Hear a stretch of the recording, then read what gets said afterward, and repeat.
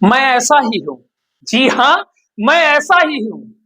अब आप सोच रहे हैं कि मैं अपने आप को कह रहा हूं, जी नहीं, मैं अखिलेश यादव के सच्चे सिपाही अवधेश प्रसाद की बात कर रहा हूं, जो अयोध्या के सांसद हैं। जी हां, ये लाइनें किसी और ने नहीं कही, जबकि उन्हीं के चहेते, उनके साथ हर पल उनके साथ रहने वाले, उनकी एक आवाज पर सब कुछ अपना न्यौछावर कर देने वाले युवा नेता सूरज चौधरी की बात कर रहा हूं। ये वही सूरज चौधरी है जो अभी हाल ही में मिल्कीपुर में इनकी चर्चा हो रही है। ये सूरज चौधरी कौन है? लोग कह रहे हैं कि आखिरकार अवधेश प्रसाद ने इनके साथ किया क्या है? ये इतनी मीडियाबाजी क्यों कर रहे हैं? ये इतनी बयानबाजी क्यों कर रहे हैं? ये अपना दर्द क्यों बयां कर रहे हैं? जी हां, सूरज चौधरी के साथ क्या हुआ ये मैं आपको आज बता रहा हूं। दरअसल आपको बता दूं कि सूरज चौधरी लोकसभा चुनाव से पहले अवधेश प्रसाद के साथ मिलकर चुनाव लड़ाया था अवधेश प्रसाद को। और अवधेश प्रसाद ने उस समय सूरज चौधरी से जो कहा, वो सूरज चौधरी ने मीडिया को बताया कि हमसे अवधेश प्रसाद ने, यानी मिल्कीपुर के जो सांसद हैं, उन्होंने कहा कि आप लोकसभा के चुनाव में मेरी मदद करिए, मेरे साथ रहिए, यहां से आप समाजवादी पार्टी को जिताइए, और जब विधानसभा का उपचुनाव होगा तो आपको मैं समाजवादी पार्टी से मिल्कीपुर का प्रत्याशी बनाऊंगा। लेकिन ऐसा नहीं हुआ। आप सभी ने देखा कि जब अवधेश प्रसाद ने चुनाव जीता तो दिल्ली चले गए और उत्तर प्रदेश की राजनीति, यानी मिल्कीपुर की जो राजनीति है, उसको अपने बेटे के हवाले छोड़ दिया। और उन्होंने फौरन अखिलेश यादव से, अपने बेटे को कहकर अखिलेश यादव से अजीत प्रसाद को टिकट दिला दिया। उसके बाद क्या हुआ? मामला अभी भी सब कुछ ठीक ठाक चल रहा था। फिर क्या हुआ? कोर्ट का मामला आ गया।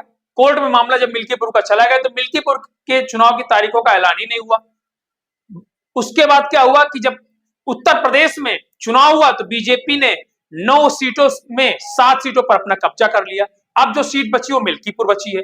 लेकिन अब जब मिल्कीपुर के चुनाव की शायद जनवरी माह के अगले सप्ताह तक घोषणा हो जाए या फिर चुनाव की स्थिति साफ हो, उसके पहले समाजवादी पार्टी को एक बड़ा झटका लग गया है। क्योंकि समाजवादी पार्टी में एक अपना अलग वजूद रखने वाले युवा नेता सूरज चौधरी ने समाजवादी पार्टी का दामन छोड़कर अब उन्होंने अवधेश प्रसाद का विरोध करना शुरू कर दिया। वहीं अवधेश प्रसाद ने सूरज चौधरी, जो उनके लिए हमेशा सदैव दिन रात खड़े रहते थे, उनके बारे में उन्होंने कहा कि फालतू लोगों के लिए मेरे पास समय नहीं है। जब मीडिया वालों ने कहा कि सूरज चौधरी आप आरोप लगा रहे थे, किनकी बात कर रहे हो आप? फालतू लोगों के लिए मेरे पास समय नहीं है, मैं इनको नहीं जानता हूं।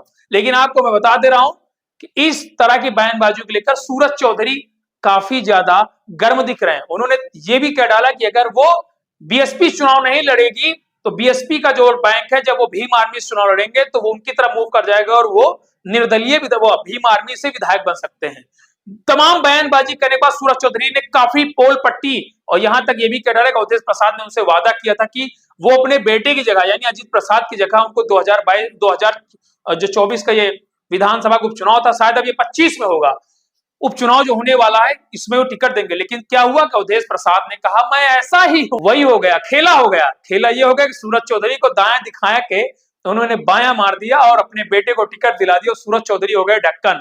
अब सूरज चौधरी के पास मीडिया के सामने अपना दुखड़ा रोने के सिवा कुछ और नहीं बचा। उन्होंने खूब कस के जो उनके ऊपर बीता है, क्योंकि कहा कि उन्होंने जो समाज सेवा, जो उनके साथ रहकर जो उन्होंने काम किया, उसका फल उनको नहीं मिला, तो उन्होंने काफी ज्यादा आरोपों की झड़ी लगा दी अवधेश प्रसाद पर। तमाम मीडियाबाजी करें तो सूरज चौधरी समाजसेवी हैं, युवा नेता हैं, मिल्कीपुर के तेज-तर्रार नेताओं में इनकी गिनती क्या थी। मैं आज ये वीडियो इसीलिए बना रहा हूं कि मैं आप मिल्कीपुर के लोगों से, आवाम से पूछना चाहता हूं, क्या सूरज चौधरी का समाजवादी पार्टी छोड़ना, उन्होंने अखिलेश यादव पर आरोप नहीं लगाया सूरज चौधरी, उन्होंने कहा कि अखिलेश को ये सब पता ही नहीं है, क्योंकि सब कुछ घुलमुल रवैया अवधेश प्रसाद करते हैं।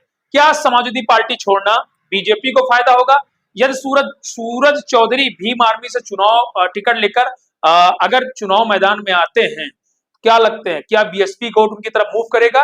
किस पार्टी को फायदा होगा? अखिलेश को नुकसान होगा, पीडीए को नुकसान होगा, या फिर बीजेपी की बल्ले बल्ले होगी?